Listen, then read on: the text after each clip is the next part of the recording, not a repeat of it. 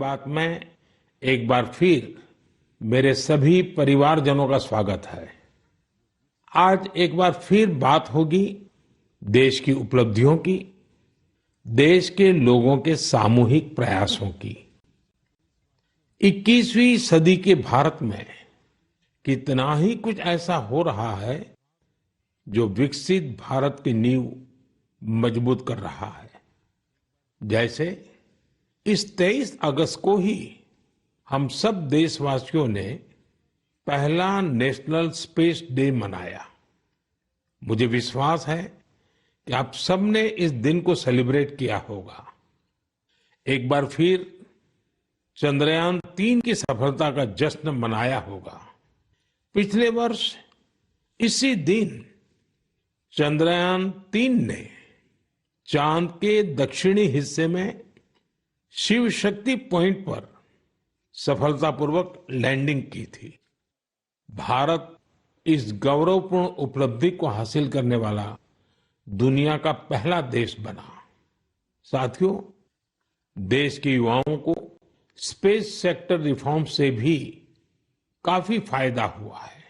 इसलिए मैंने सोचा कि क्यों ना आज मन की बात में स्पेस सेक्टर से जुड़े अपने कुछ युवा साथियों से बात की जाए। मेरे साथ बात करने के लिए स्पेस टेक स्टार्टअप गैलेक्स आई की टीम जुड़ रही है। इस स्टार्टअप को आईआईटी मद्रास के एलुमनाई ने शुरू किया था। ये सारे नौजवान आज हमारे साथ फोन लाइन पर मौजूद है। सुयश, डेनिल, रक्षित, किशन और प्रणीत। आइए इन युवाओं के अनुभवों को जानते हैं। हेलो। हेलो। हेलो। नमस्ते जी। नमस्कार सर। अच्छा साथियों, मुझे ये देखकर खुशी होती है कि आईआईटी मद्रास के दौरान हुई आपकी दोस्ती आज भी मजबूती से कायम है। यही वजह है कि आपने मिलकर गैलेक्स आई शुरू करने का फैसला किया और मैं आज जरा उसके विषय में भी जानना चाहता हूं। इस बारे में बताइए। इसके साथ ही ये भी बताएं कि आपकी टेक्नोलॉजी से देश को कितना लाभ होने वाला है। जी, मेरा नाम सुयश है। हम लोग साथ में, जैसा आपने बोला, सब लोग साथ में आईआईटी मद्रास में मिले। वहीं पर हम लोग सब पढ़ाई कर रहे थे, अलग अलग ईयर्स में थे अपने इंजीनियरिंग के। और उसी वक्त हम लोगों ने सोचा कि एक हाइपरलूप नाम का एक प्रोजेक्ट है जो हम लोग चाहते थे साथ में करेंगे। उसी दौरान हमने एक टीम की शुरुआत की, उसका नाम था आविष्कार हाइपरलूप, जिसको लेकर हम लोग अमेरिका भी गए। उस साल हम एशिया की इकलौती टीम थी जो वहां गई और हमारे देश का जो झंडा है उसको हमने फहराया। और हम टॉप 20 टीम्स में से थे, जो out of around 1500 teams around the world. चलिए, आगे सुनने से पहले इसके लिए तो बधाई दे दूं मैं। बहुत बहुत धन्यवाद आपका।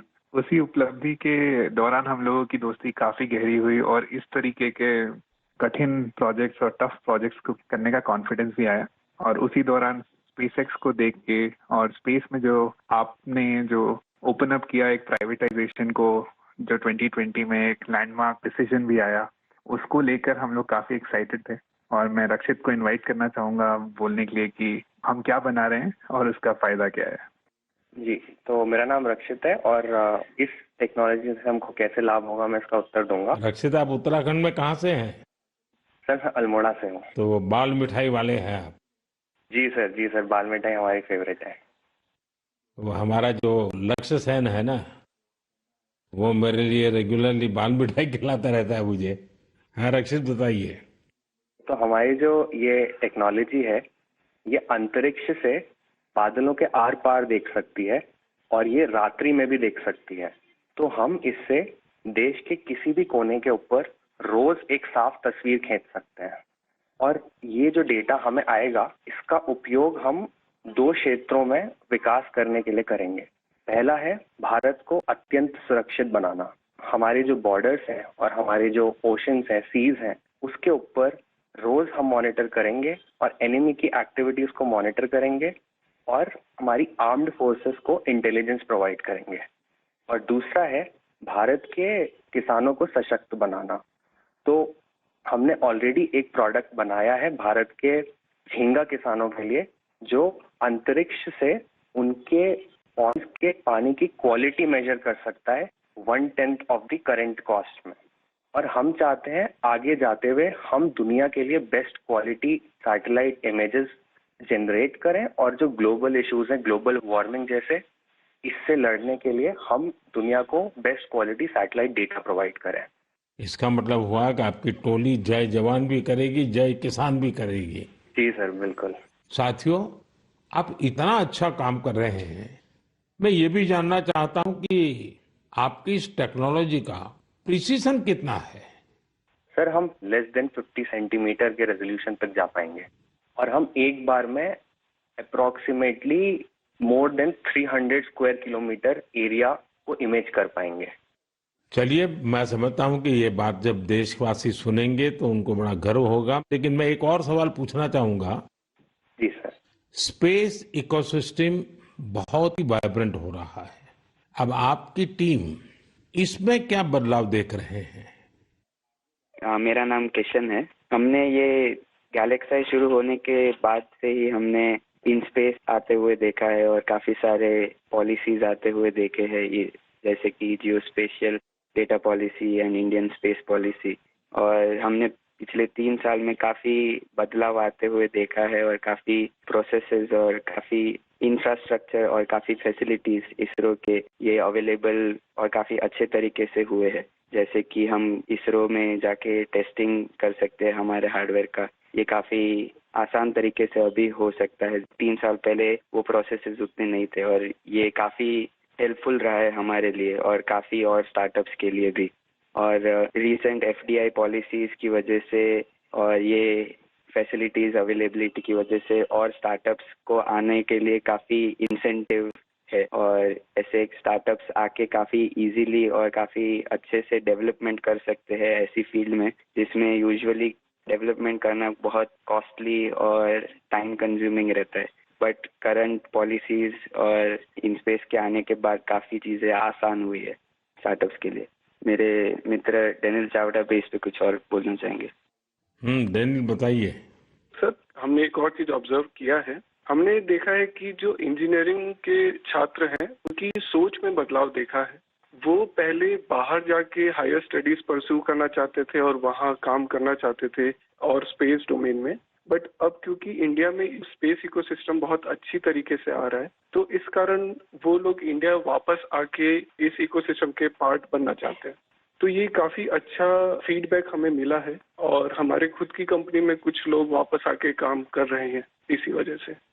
मुझे लगता है कि आपने दोनों जो पहलू बताए हैं, किशन ने और डेनियल दोनों ने, मैं जरूर मानता हूं कि बहुत से लोगों का इस तरफ ध्यान नहीं गया होगा कि एक क्षेत्र में जब रिफॉर्म होता है तो रिफॉर्म का कितने मल्टीपल इफेक्ट्स होते हैं, कितने लोगों का लाभ होता है, और जो आपके वर्णन से, और क्योंकि आप उस फील्ड में हैं तो आपको ध्यान में जरूर आता है, और आपने ऑब्जर्व भी किया है कि देश के नौजवान अब इस फील्ड में यहीं पर अपना भविष्य आजमाना चाहते हैं, अपने टैलेंट का उपयोग करना चाहते हैं। बहुत अच्छा ऑब्जर्वेशन है आपका।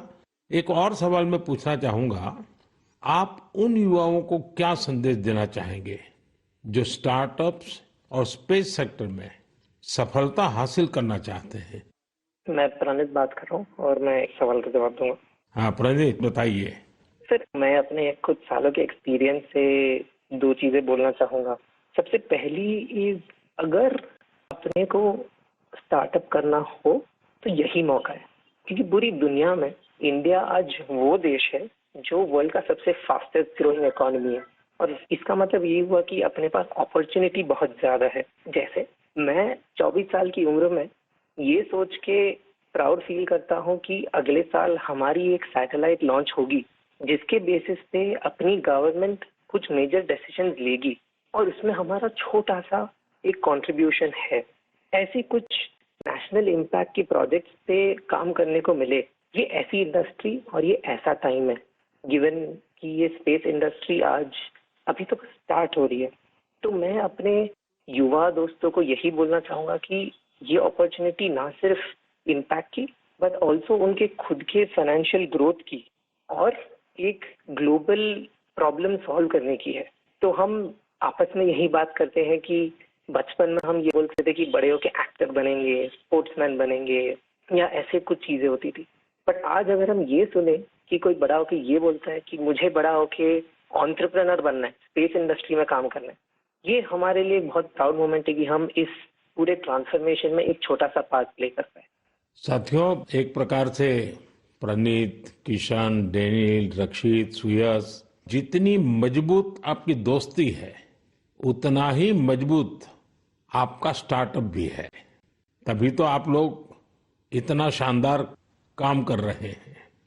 मुझे कुछ साल पहले आईआईटी मद्रास जाने का अवसर मिला था और मैंने उस संस्थान के एक्सेलेंस को खुद अनुभव किया है। और वैसे भी आईआईटी के संबंध में पूरे विश्व में एक सम्मान का भाव है और वहां से निकलने वाले हमारे लोग जब भारत के लिए काम करते हैं तो जरूर कुछ न कुछ अच्छा कंट्रीब्यूट करते हैं। आप सभी को और स्पेस सेक्टर में काम करने वाले दूसरे सभी स्टार्टअप्स को मेरी बहुत बहुत शुभकामनाएं हैं। और आप पांचों साथियों से बात करके मुझे बहुत अच्छा लगा। चलिए, बहुत बहुत धन्यवाद दोस्तों। Thank you so much.